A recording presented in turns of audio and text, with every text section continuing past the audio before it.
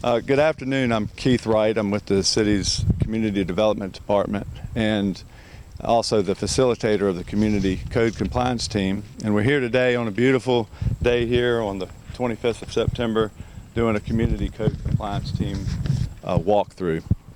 The walkthrough came about because of a number of complaints that we had gotten in the area, and we teamed up with various different agencies and departments to try to address some of those concerns.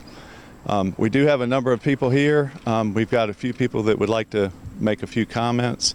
We're going to start with Sterling Weiler, who's the councilman here for Lynchburg. Good afternoon. My name is Sterling Wilder. I'm the City Council Representative for Ward 2, which is this area.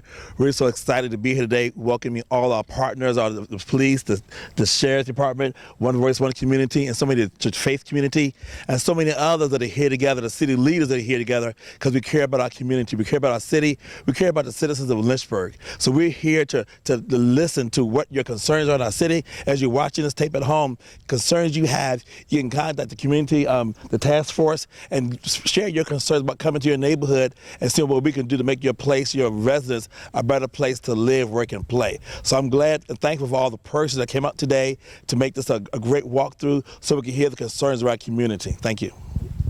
Great. And we have Dr. Cam. Would like to say a word. Really excited to be here today. We're very thankful that we're out here trying to make sure that everything we can do to make this community great, a place where everybody feels that they're respected and cared for. So I'm really glad to see the city of Lynchburg, every department head out here touching the streets with the community. Great.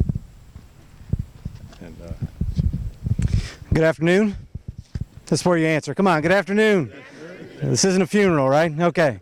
So we appreciate everyone being here. We appreciate all of our partners being out here. There's a variety of you. I'm not going to take the time to name all of you, but you're all important to us. We appreciate you being here. As you've already heard, this is a partnership. And at the Lynchburg Police Department, we are your partners and we're your protectors. And the only way we know truly what's going on in a community is to be out here with all of you, going door to door, talking to folks, understanding what their complaints are, what their concerns are, and what some of the struggles are in the neighborhood. So we care about this community as a police department, and everyone that's out here obviously cares, or you wouldn't be here in the middle of the afternoon on a beautiful day like this. You'd be out on the golf course or something like that. So we appreciate everyone coming out. We're going to take our time today to go and talk to all the individuals that are willing to talk to us to help better understand what the concerns are here in the community and help address those through whatever means that we need. And we've got a lot of resources here, not just the folks that are represented here, but there's a lot of other agencies that the One Community, One Voice touches that we hopefully can connect these individuals to get them the resources and the services they need if they're lacking in any area. So please don't hesitate to reach out as you're going around and talking to folks. And for the folks that are in this group as well as in the community that are watching this, we want you to reach out to your police department if you have any concerns so we can try and get into those communities and address them more efficiently. So thank everyone for being here, and thank you for taking your time in your day to participate. Appreciate it, Chief. Great. Along those lines, we too, on the inspections end, we also really get a good feel when we put our boots to the street, if you will, and understand what's really going on in the community. We can get complaints all day long, but we never see everything. Understanding what the neighbors are going through, and then us to build partnerships along the way only helps with the greater cause. So with that, we're going to be pretty much zigzagging down to Buchanan Street, and then the numbered streets in between. So we'll start heading over toward 12th Street to conduct our walkthrough. Thank you. That's funny. We're out again. Good. Absolutely. Come in on your knee.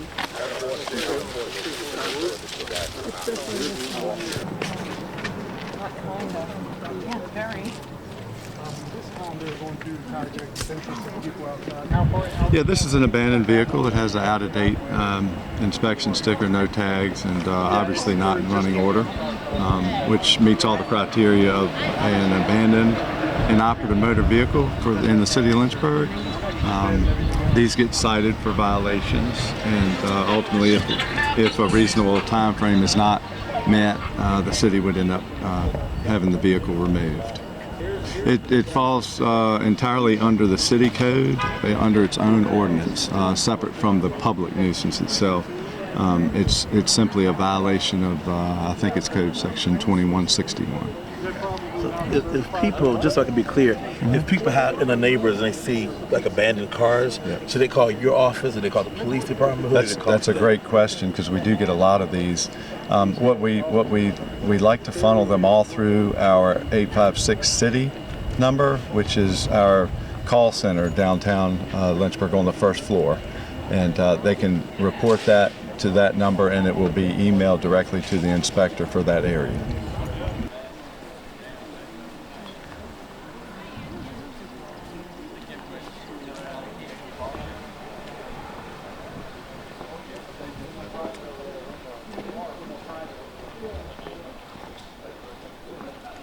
No tags? No tags. It says it's only valid for 3 days, and it's the 25th, and it's signed the 20th. So What do you do with a vehicle like this then? usually no tags, like no tags at all. Not even this. You can tow it right away, especially if it's on a city street. Did you issue them a citation? or- But I mean, we can tag it if it's not fixed or moved in 10 days. We tow it. I've never seen someone put that on the back of their window. So.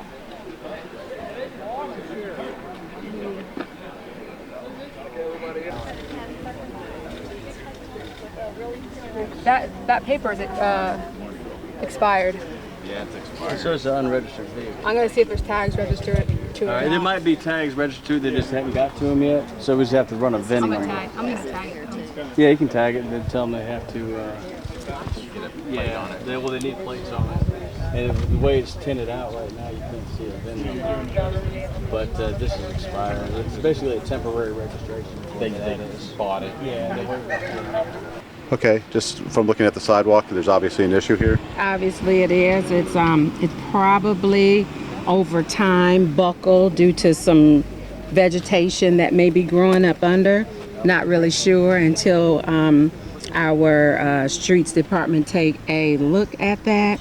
And then the other part to that is when it's historic bricks or special material or special bricking like this, it's kind of hard to find the same pattern, kind of hard to do the work on it. But I guess what they do is they inspect it and they try to find out what they can do about it, how to replace the brick and everything. But they may have to come out and maybe cone right here so the citizens won't. So they'll obviously see it and they won't trip over it until they can get the work done. That see somebody doing this, or because somebody just everything. The problem I see also is just everywhere. I mean, just so much. If you don't have a trash bag or the can fit in there, you see so much other trash. That's probably see like World War II. I mean, whether it be evictions, whether it's whatever, you see so much trash like this that's sitting out, and I get so many calls about what one man says look like a New York ghetto. so we get so many calls about it. So I know we're working on some plans. I think they're working city council next month, I believe, about what they're gonna do about trash and maybe it's changing some things or whatever. Right. So what do you do if you see? I got a call yesterday about some trash that was sitting on Capitol Street, and they called and said it's been there for like a month. So what do you do in those cases where you see trash sitting out for like a long period of time, or shrubs sitting out for a long period, like over a month, in certain neighborhoods where they're not picking that? Well, just like this right here, as soon as we can get through to pick up one pile of bulk, the resident will put one right out behind us. It's kind of hard for us to keep up right now, but we're doing the best we can. We are looking into improving our bulk and brush service, but we do have a hot list that residents can call. They can call in to 856 City and they can let us know that the pile has been there over 3 weeks, because we have anywhere from 1 day to up to 3 weeks to collect the bulk and the brush. And after that, you can definitely call 856 City and let us know, because sometimes we're so busy picking up in other areas that we just don't know that there's another outstanding pile still left behind us. Now, in the case right here, this is all it's unidentified bulk, because of course bulk qualifies as furniture, appliances, tires, white goods, things like that. Bulk is not supposed to be in bags. So they probably set it out as a bulk pickup, but it's actually trash collection, and all the bags should be in prepaid blue bags. It should all be contained, you know, in a neat pile, so it's not to. Site if you got a call on it, or Right. like what we're here. Right. We have a trash enforcement officer, and I mean, he'll probably be coming out here to look at this after I give it to him, and he'll cite the address. Sometimes he'll even do some research to see if he can find some identification. Yeah. What is the penalty for that if you're cited and you don't clean it up? Well, we have a warning process, in that once you're properly notified a couple times, we do have a billing process, and then I issue a service fee if the resident doesn't comply.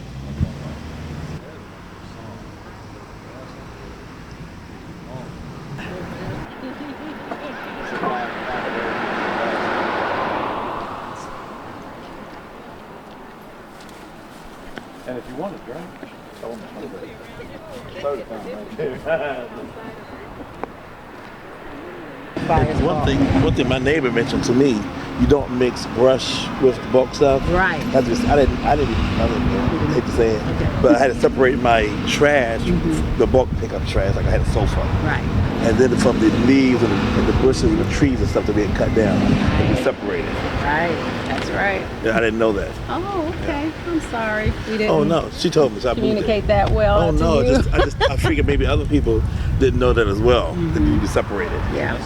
Yeah. Well, when we come to a spot like that and we find that, we have bulk notices that we leave for the Okay. resident to separate it, and then let us know. We'll come back and pick it up. Yeah. So what will you do here? I mean, like you said, shingles are not one of the things you can set out, but Right. What they should do is leave a notice saying that A, is blocked by a vehicle or object, and then B, that it's a mixed load and they can't pick it up, because we have different trucks for different types of material and they can't mix it. Do you guys even take shingles? We don't. Okay, Not for bulk pickup, we Not supposed to don't. put shingles. No. What are They some? might have asbestos or something else. What are some other things you're not supposed to put up? Like tires. No, we actually collect Oh. up to 4 tires. Okay, I didn't know that. Off the rim, Okay. at the curb. Things we don't pick up is just regular kitchen trash, household trash, maybe clothes and bags. That's not acceptable. But as long as it's furniture and appliances and tires and stuff like Okay. that, like I said, we can pick it up. Thank you. Anything in bags, we don't. It's Okay. not supposed to be mixed. Okay. Yep.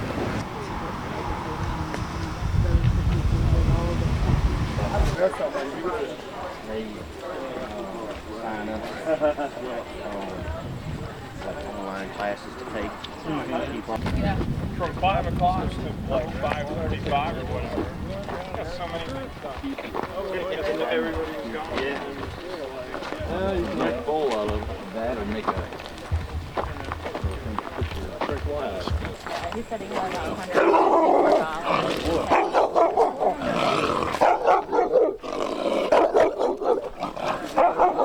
Guard dog.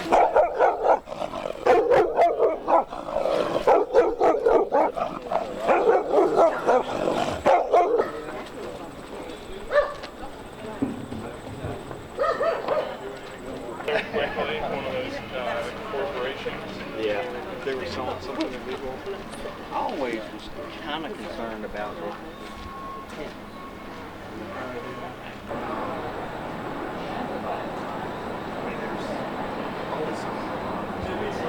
Like last week was persons putting grass clippings in the sewer.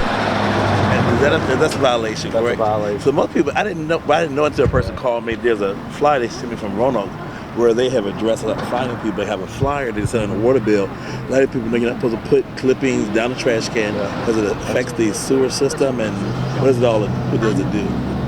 It clogs up the system. It ultimately ends up in our water treatment plant, which clogs up the whole filtering system there and costs the city more money to treat the water.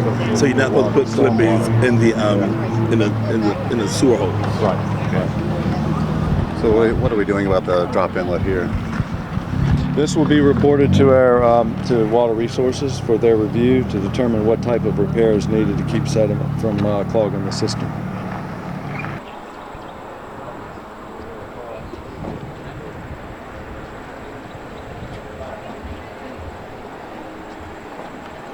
How you doing? Did they tell you what we around today? Uh-huh. Good.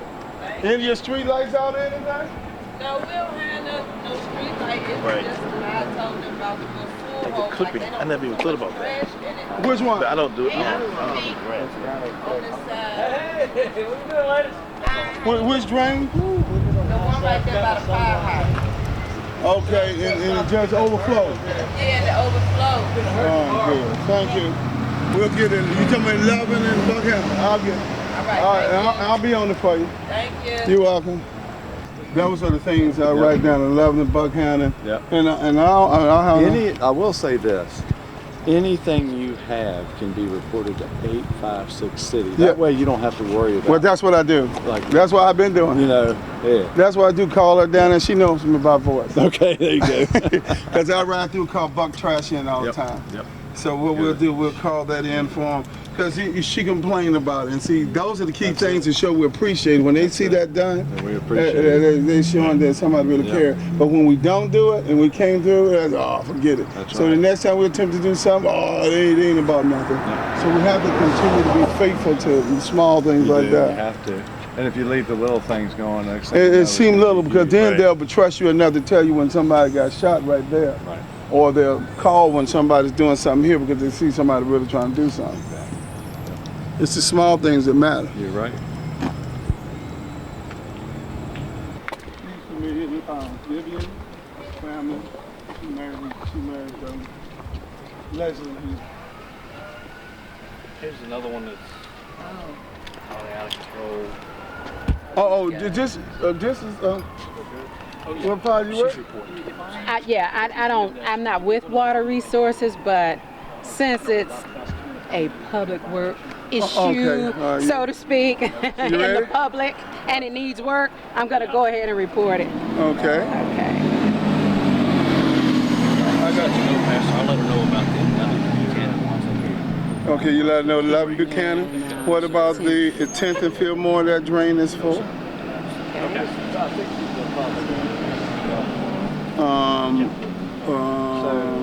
The Piers and 11th drain is full. Okay. But I think the message is there. A lot of times the city will put it on the resident because the property line is probably right where the wall is. Yeah, occasionally these come into Public Works, and Something like this is a long piece. yeah, I know. From my experience, a lot of them have fallen on the property owner to do something with it, unless the city really deems that it's a safety Is issue. it a hazard or? I mean, my Like falling opinion, around. no, because there's no sidewalk Okay. here. I guess it was. You know, maybe this one, maybe more so, was, but you know, coming over the sidewalk where people are generally walking. But yeah, it's more of a public works thing. Is this a responsibility of This looks like this has been like this for a while. Yeah. That's The house is like abandoned. I think it's condemned. Yeah. So you think probably condemned? Yeah. could be right here. You said the house may be condemned. It is. I see. So it there. what is it? What's the process? Is at some point do we demolish it or really go? What do we do have to condemn? Demolition is a last resort on a property that is unsafe. It is in a condition where it might pose a threat to the public. In a case like this, we would probably, in other words, a house that is caught fire that is teetering is a public nuisance. It would warrant demolition. Something like this, as long as it stays secured in the outside, where it doesn't pose a threat, right, to, let's say, a child who might want to run through a window that's open. So is there a certain time period that if you have a house that's condemned, is there a certain time period? We've had one in our neighborhood, but I know it's been They can several go years. on and on for years. Oh my goodness! Yes, And why is it because of the way the law is, or? The law allows us to bring properties who are in violation of specific code sections of the building code, the property maintenance Okay. code. And so a lot of times we cite people for exterior violations, and then you bring them through the court system. Like, for example, the thing. Exactly, like the hole up there. That would be a prime example. Okay. So but we deal with a lot of out-of-state owners. We deal with a lot of people who have been deceased. They're in various stages of ownership. And so sometimes we totally rely at that point on the court system to guide us in that. That's why we get a long process. We have exactly, and it can be very long depending on how the owner responds, or even if they show up. Wow. Yeah.